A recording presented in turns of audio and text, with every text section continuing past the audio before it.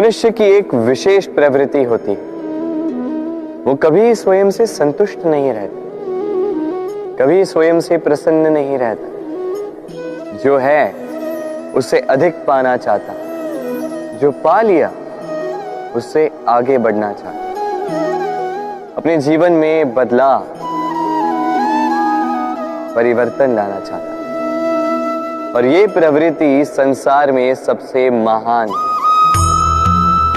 क्योंकि इसी प्रवृत्ति के चलते संसार में विकास होता है। किंतु इस बदलाव के लिए मनुष्य उसकी खोज में रहता है जो उसके जीवन में बदलाव ला सके, उसे मार्ग दिखा सके, उसके जीवन में परिवर्तन ला सके। और इसके लिए मनुष्य संसार भर में उसे खोजता है जो उसके पास है।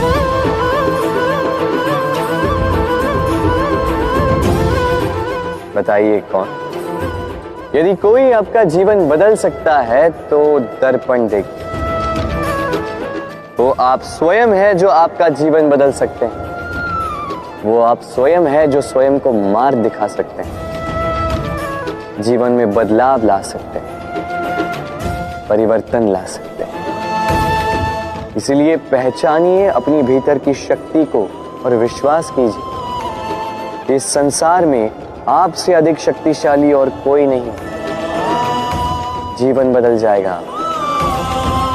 और अंधविश्वास का नहीं, आत्मविश्वास का हाथ थामिए, आपकी समस्याएं स्वतः दूर हो जाएंगी। मन बड़ी ही विचित्र कृति है। ये मन शरीर के किस अंग में बसता है कोई नहीं जानता, किंतु संपूर्ण शरीर इस मन की इच्छा साकार करने के लिए प्रयास करता रहता है। अब यदि मन कुछ खाने का करे तो व्यक्ति उसकी वनोपवनों की इच्छा साकार करने का माध्यम ढूंढता रहता है।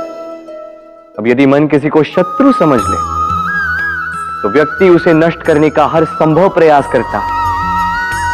अब यदि मन किसी से प्रेम करे तो उसकी प्रसन्नता के लिए हर सीमा लांघने के लिए सज्ज रहता है। परंतु जीवन सुखद हो, इसके लिए आवश्यक है कि मन खाली हो।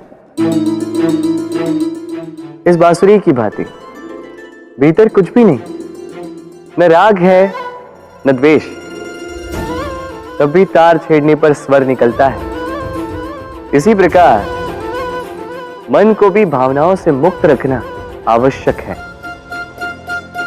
स्मरण रखिए,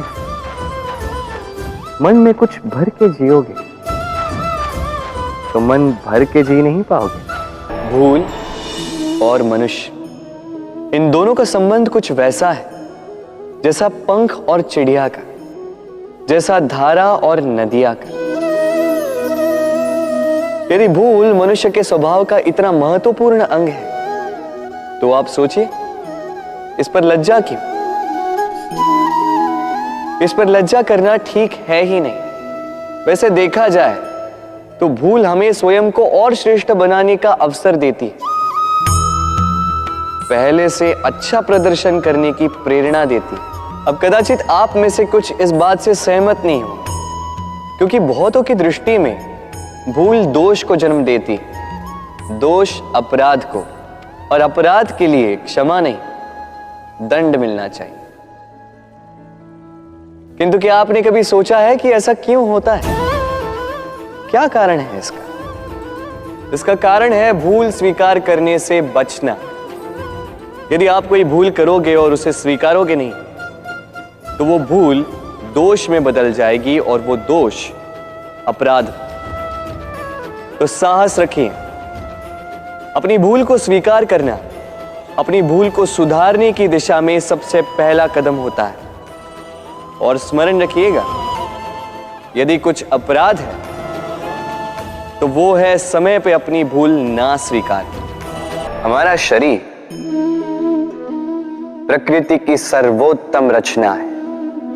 जो अंग, जो तत्व हमें मिले उन सब का अपना अपना एक संदेश है। दो आंखें दी हैं देखने के लिए, दो कान दिए हैं सुनने के लिए, नथुने भी दो हाथ दिए हैं दोहरा परिश्रम करने के लिए, किंतु जीव केवल एक। उस पर भी नुकीले बलिष्ठ दांत दिए उनकी रक्षा के लिए। कभी सोचा है क्यों?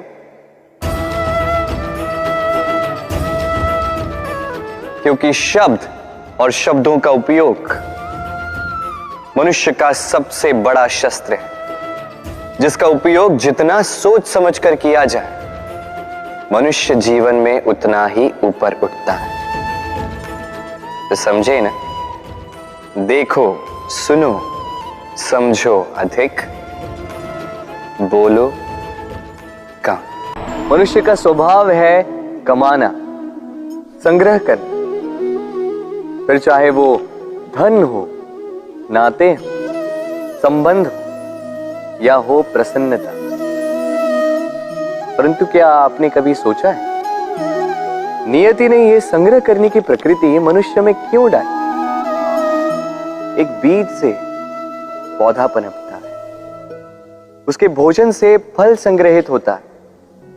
क्यों? इसलिए ताकि वृक्ष उसे स्वयं खा सके? नहीं, बल्कि इसलिए ताकि वो भूखे जीवों में बांट सके। अब आप पूछेंगे कि इसमें वृक्ष का क्या लाभ? लाभ है, क्योंकि जो बांटता है वो मिटता नहीं। जो फल ये जीव खाते हैं वो उसके बीजों को वातावरण में बिखेर देते हैं, जिससे जन्म लेते हैं नए वृक्ष। उसकी जाति, उसका गुण, उसकी मिठास अमर हो जाती है। इसलिए स्मरण रखिएगा, अमीर होने के लिए एक एक क्षण संग्रह करना पड़ता है, किंतु अमर बनने के लिए एक एक कण बांटना पड़ता है। कभी बरगद के वृक्ष को देखा है? कितना विशाल होता है। कभी कभी भय लगता है कि इन भारी डालों का बोझ ये तना सह भी पाएगा या नहीं। भय लगता है कि कहीं ये वृक्ष टूट कर न गिर जाए, किंतु नहीं।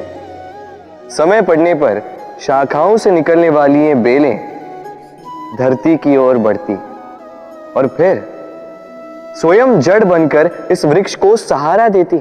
इसी प्रकार जो परोपकार करते हैं, सत्कर्म करते हैं, उन्हें स्वयं के लिए चिंतित होने की आवश्यकता ही नहीं, क्योंकि उनके कर्म ढाल बनकर उनकी रक्षा करते हैं। इसीलिए जीवन में सहारे की नहीं, कर्म की चिंता कीजिए।